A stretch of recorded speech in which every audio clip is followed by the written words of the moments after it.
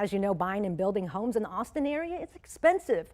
We've already talked about Austin outpacing other Texas cities when it comes to development fees for builders. And we all know home prices have skyrocketed.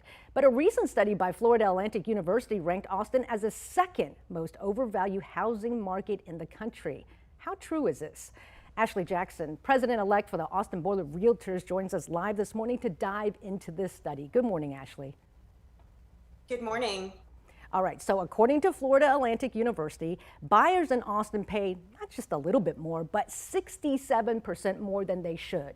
So demand for new and existing homes is there, but there's not enough supply. So Ashley, is the Austin housing market overvalued? No, I do not believe the Austin housing market is overvalued.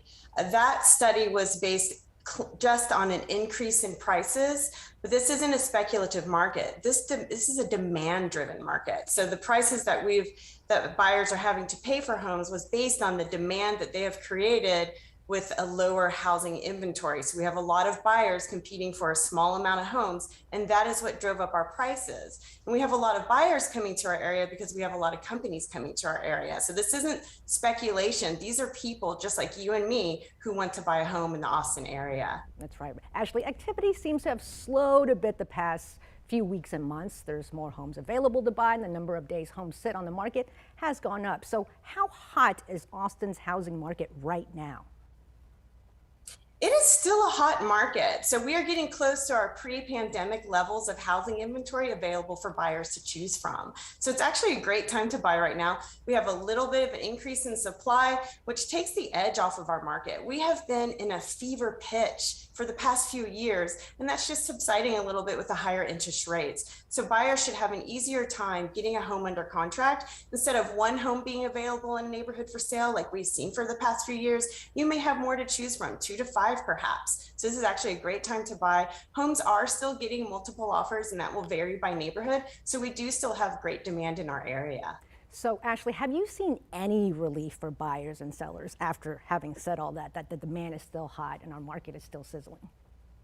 Yes, I have seen some relief for buyers, absolutely. There are more homes to choose from, so that makes it easier to get under contract. One thing that we saw during the pandemic over the past few years, and this is something that was driving up our prices, we had buyers competing against each other. And so as they were doing that, they were making higher and higher offers, and including what we call the appraisal waiver, which basically guaranteed to the seller that they would get the price that those buyers were offering for that home.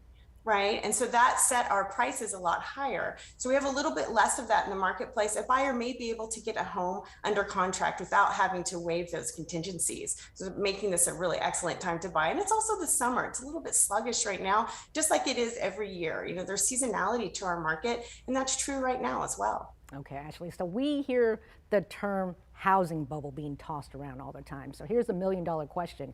When will Austin's housing bubble pop? And what happens when it does? I don't think that the housing bubble is going to pop. I think our fever pitch that I mentioned earlier is subsiding just a little bit. We may see a small correction this summer and fall. Just, you know, some houses may still be priced on last spring's demand. And so those prices might need to come down a little bit as those sellers find they have a touch of competition. But I don't think it's going to be anything palpable. And that may change over the coming few months as the market settles out and adjusts to these new interest rates, and people get back into the swing of buying homes because the fall is approaching. Even my phone, just this week after July 4th, my phone is already ringing again with buyers looking to buy this fall. So I don't expect that. I don't think we're in a bubble, and I don't think there's a looming burst coming.